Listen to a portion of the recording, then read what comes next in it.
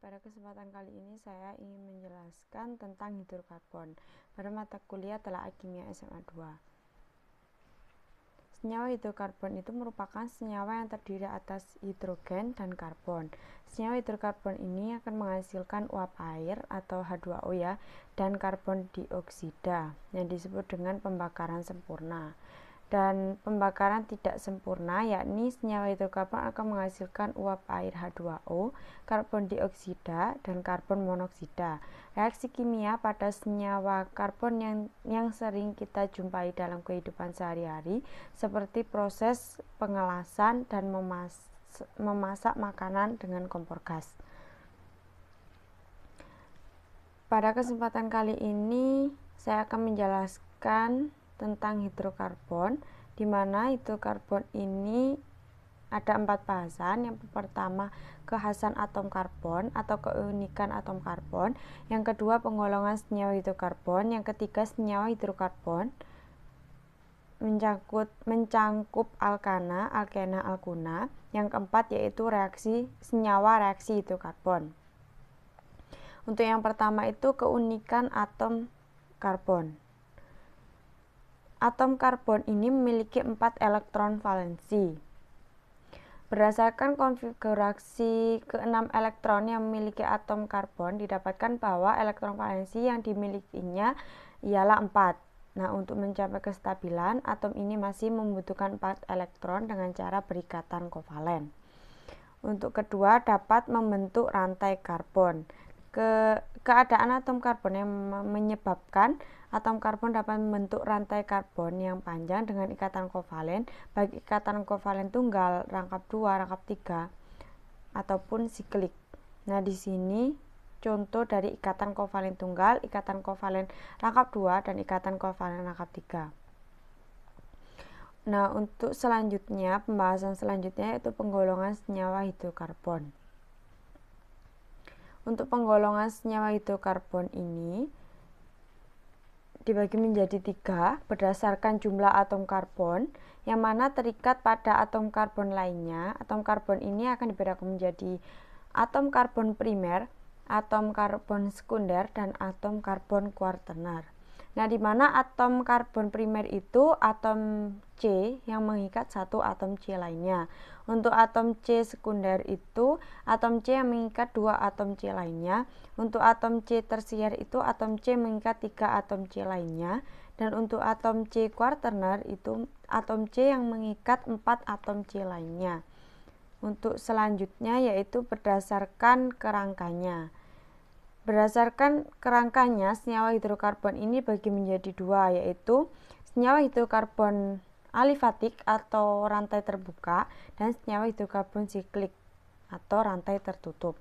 Di mana senyawa hidrokarbon rantai terbuka atau disebut dengan alifatik ini merupakan senyawa hidrokarbon yang memiliki rantai karbon terbuka baik lurus, bercabang, berikatan, tunggal, 2 ataupun 3.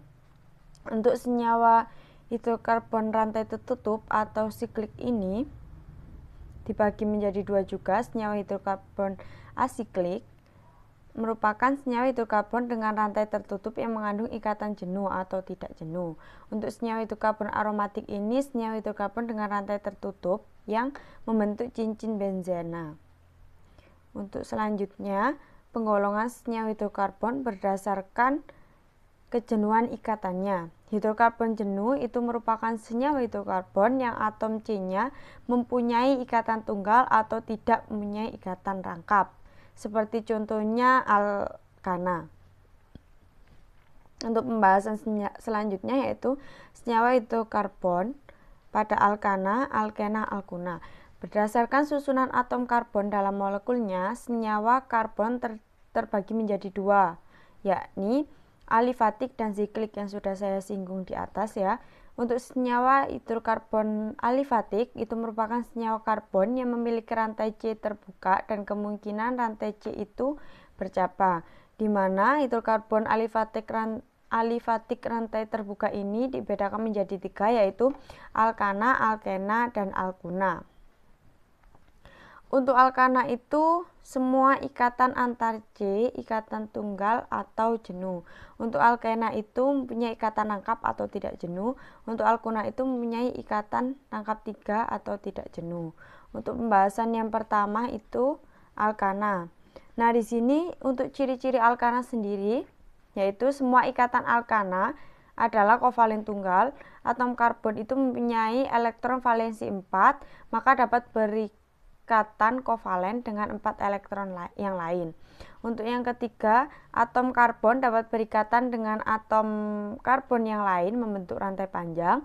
Yang keempat, jika satu atom C berikatan dengan 4 elektron dari 4 atom H, maka terbentuk senyawa CH4 yang mempunyai struktur ruang tetrahedral.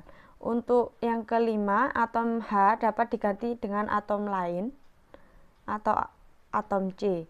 Untuk ciri-ciri alkana selanjutnya, jika satu atom H dari CH4 diganti satu atom C yang lain, maka terbentuk etana. Untuk yang selanjutnya yaitu deret homolog alkana. Untuk deret homolog alkana ini merupakan sekelompok alkana yang diurutkan berdasarkan jumlah atom C atau suku. Untuk tabel dari beberapa rumus alkana itu CH4 yang disebut dengan metana. Untuk C2H6 itu etana, C3H8 propana, C4H10 butana. Nah, berdasarkan rumus kimia dan jumlah atom, maka rumus umum alkana ini CnH2n plus 2. N ini merupakan jumlah C. Nah, nama IUPAC untuk golongan alkana ini selalu diakhiri dengan ana. Dalam rumus struktur ikatan antar atom C yang satu dengan atom C yang lainnya akan berikatan tunggal. Untuk tata nama alkana sendiri, tata nama senyawa alkana mengikuti kaidah IUPAC dengan memberikan akhiran ana. Nah, ini akan dibagi menjadi dua untuk rantai lurus dan rantai bercabang. Untuk rantai lurus ini nama alkana tergantung dari jumlah atom C dalam rantai karbon. Jika rantai karbon terdiri atas 4 atom C atau lebih, maka nama alkana diberi awalan L atau disebut dengan normal, seperti contoh N-butana. Untuk rantai bercabang, yang pertama tata nama alkana. Untuk rantai bercabang yang pertama yaitu rantai terpanjang yang mengandung gugus fungsi sebagai rantai utama. Penomoran dari ujung dekat cabang atau dekat gugus fungsi jika mempunyai gugus fungsi. Untuk cabangnya memiliki rumus CnH2n plus 2 yang sudah saya sebutkan. Nama cabangnya alkil, seperti contoh metil. Apabila ada cabang dengan gugus yang sama, maka cukup ditambah awalan D untuk 2 buah, untuk tri itu 3, untuk tetra 4, dan seterusnya. Apabila ada dua rantai yang sama panjang, maka rantai utama adalah mempunyai banyak cabang.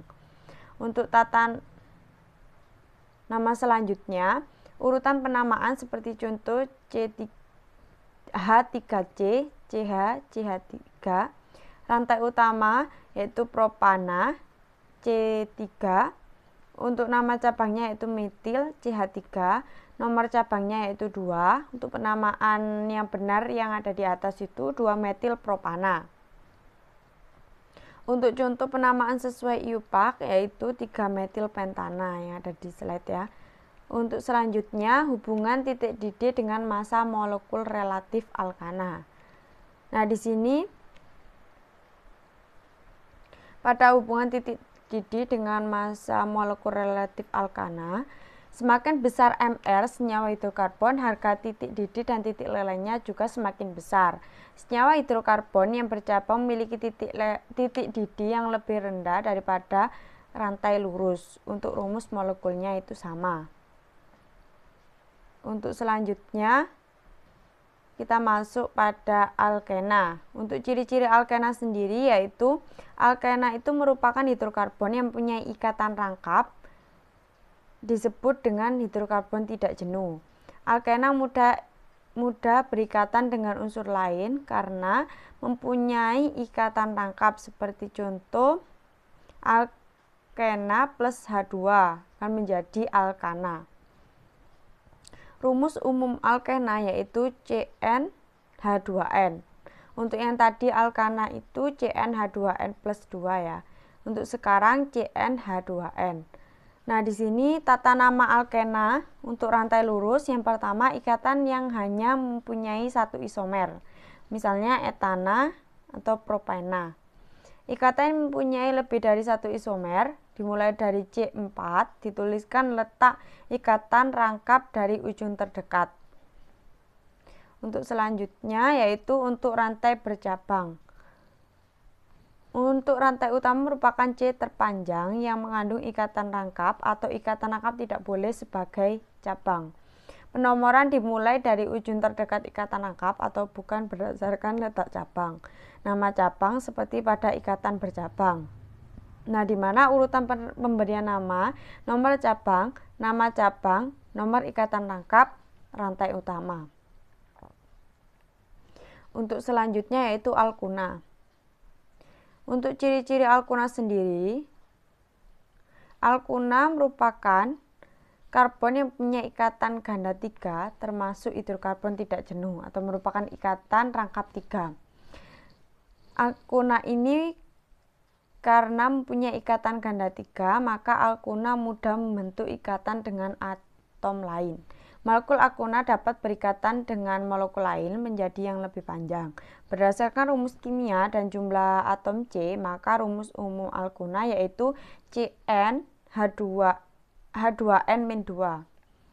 Untuk yang selanjutnya yaitu ini merupakan rumus kimia dari alkuna. Tabel rumus struktur dan rumus kimia alkuna. Rumus kimianya yaitu C2H2, C3H4, dan C4H6. Untuk tata nama alkuna sendiri, yaitu deret homolog pada alkuna diberi nama sesuai alkana, tetapi akhiran ana diganti dengan una. Nah, seperti heksuna, heptuna. Untuk rantai lurus disebut dengan nama alkuna ditambah nomor C pada ikatan ganda 3, seperti contoh H3C, C rangkap 2C, CH3 yang disebut dengan 2-butana. Untuk rantai bercabang seperti pada alkena, seperti contoh HC rangkap 2C, CH bercabang CH3. Untuk selanjutnya yaitu senyawa reaksi hidrokarbon. Untuk senyawa reaksi hidrokarbon ini dibagi menjadi 4. Yang pertama yaitu reaksi oksidasi, reaksi adisi, reaksi substitusi, dan reaksi eliminasi. Untuk reaksi oksidasi pada senyawa hidrokarbon yaitu senyawa alkana yang bereaksi dengan oksigen akan menghasilkan karbon dioksida dan air yang disebut dengan reaksi pembakaran. Adapun persamaan reaksi oksidasi pada senyawa hidrokarbon yaitu sebagai berikut.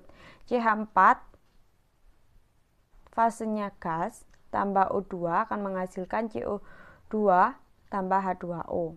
Pada dasarnya reaksi pembakaran ini merupakan reaksi oksidasi. Untuk selanjutnya yaitu reaksi substitusi pada senyawa hidrokarbon. Nah, reaksi ini merupakan reaksi penggantian gugus fusi atau disebut atom atau molekul yang terikat pada atom C suatu senyawa hidrokarbon. Seperti CH4 bereaksi dengan Cl2 akan menghasilkan CH3Cl plus HCl. Nah, pada reaksi halogenasi alkana, atom hidrogen yang terikat pada atom C senyawa alkana digantikan dengan atom halogen. Ketika campuran metana dan klorin dipanaskan hingga 100 derajat Celcius atau radiasi oleh sinar 4, maka akan dihasilkan senyawa klorometana seperti reaksi yang sudah saya sebutkan tadi ya. Untuk selanjutnya yaitu reaksi adisi. Reaksi adisi ini apabila senyawa karbon memiliki ikatan rangkap 2 atau alkena ataupun rangkap 3 yang disebut dengan alkuna, dan pada atom-atom tersebut berkurang ikatan rangkapnya. Nah, kemudian digantikan dengan gugus fungsi. Reaksi tersebut dinamakan dengan reaksi antara 1 propena dengan asam bromida akan menghasilkan 2 bromopropana. Hidrokarbon yang memiliki ikatan rangkap 2 ataupun rangkap 3 itu merupakan senyawa tidak jenuh. Pada senyawa tak jenuh ini memungkinkan adanya penambahan atom hidrogen. Nah, ketika suatu senyawa tak jenuh ini direaksikan dengan hidrogen halida, maka akan menghasilkan produk tunggal. Untuk selanjutnya yaitu reaksi eliminasi. Untuk reaksi eliminasi ini merupakan reaksi kebalikan dari reaksi adisi, di mana reaksi eliminasi ini melibatkan pelepasan atom dan gugus atom dari sebuah molekul membentuk molekul baru. Contohnya yaitu eliminasi etil klorida menghasilkan etana dan asam klorida. Untuk reaksinya yaitu C2H3Cl akan menghasilkan C2H4 ditambah HCl. Reaksi eliminasi ini terjadi pada senyawa jenuh atau tidak memiliki ikatan rangkap dan menghasilkan senyawa tak jenuh atau memiliki ikatan rangkap. Baik, itu saja yang dapat saya sampaikan terkait pembahasan hidrokarbon. Mohon maaf apabila ada salah kata, saya ucapkan dengan terima kasih.